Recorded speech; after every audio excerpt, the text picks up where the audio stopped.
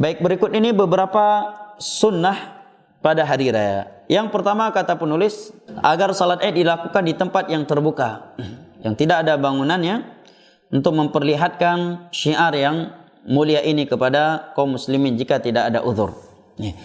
Untuk dilakukan di dalam masjid. Sunnah yang kedua terkait salat duha agar disegerakan pelaksanaannya dibandingkan salat Idul Fitr. Alasannya seperti yang disebutkan di atas tadi. Sunnah yang ketiga terkait salat Idul Fitr agar dia memakan beberapa butir kurma.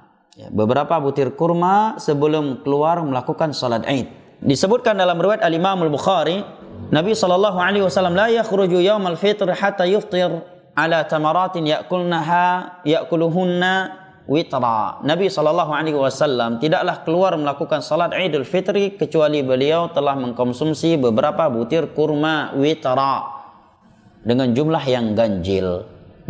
Wala yat'am yauman nahar hatta yusalli. Sementara pada salat Idul Adha beliau tidak makan kecuali telah melakukan salat Idul Adha. Riwayat Al-Imam Tirmidzi.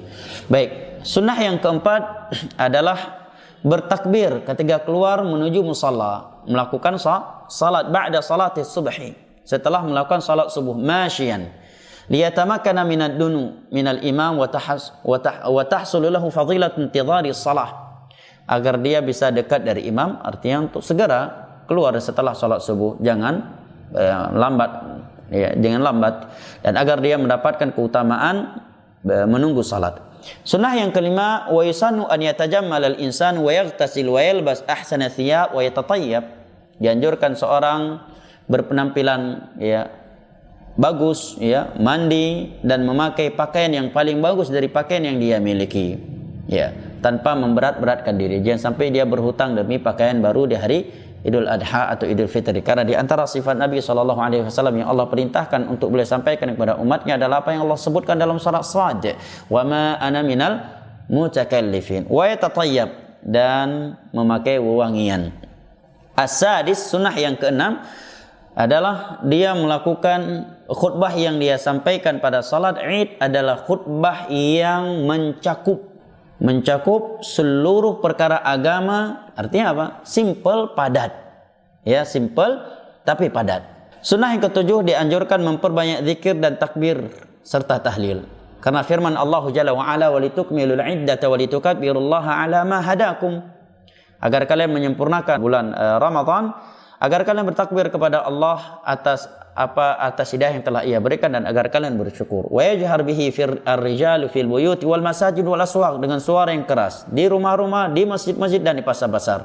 Adapun kaum wanita yasuru bihin nisa, mereka dengan suara yang pelan. Mereka melakukannya dengan suara yang pelan. Hal ini juga disebutkan oleh Al-Imam Syafi'i di dalam kitabnya Al-Um, bahwa itu dilakukan dari semenjak terbenamnya matahari di akhir bulan Ramadan, baik di hari ke-29 atau ke-30, tergantung berapa jumlah hari Ramadan di tahun tersebut. Begitu matahari terbenam di akhir Ramadan, maka dianjurkan untuk memperbanyak takbir, tahlil. Apakah ada lafaz khusus? Para ulama menyebutkan secara khusus tidak ada, tapi kalau dia mengucapkan dengan Allahu Akbar, Allahu Akbar, Allahu Akbar walillahil hamd, atau Allahu Akbar, Allahu Akbar, Allahu Akbar, la ilaha illallah, dan seterusnya, maka tidak mengapa. Al-muhim dia memperbanyak takbir. Sunnah yang kedelapan, agar dia melakukan mukhalafatut tariq, jalan pergi berbeda dengan jalan pulangnya dari salat Id. Karena hadis Jabir radhiyallahu an yang diriwayatkan oleh Al-Imam Al-Bukhari, beliau menyebutkan kana Nabi sallallahu alaihi wasallam idza kana yauma Idin khalafat tariq. Nabi sallallahu alaihi wasallam pada hari raya beliau menyelisihi jalannya.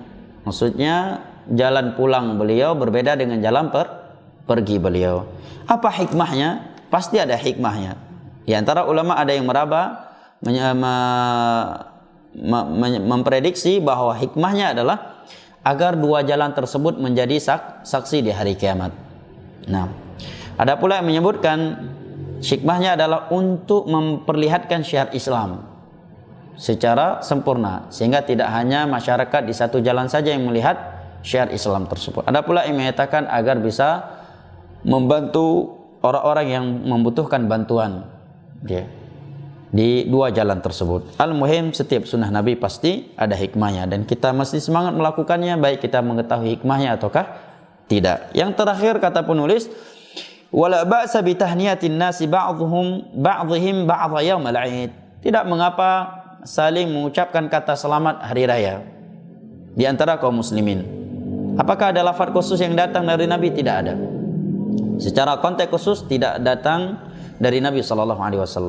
Tapi kalau dia melakukan kata-kata selamat yang tidak ada kemungkaran di dalamnya, tidak mengapa. Seperti dia mengucapkan taqabbalallahu minna wa minkum salihal a'mal, ya, dan seterusnya. Fakana yaf'aluhu ashabun Nabi SAW, karena para sahabat Nabi SAW telah melakukannya.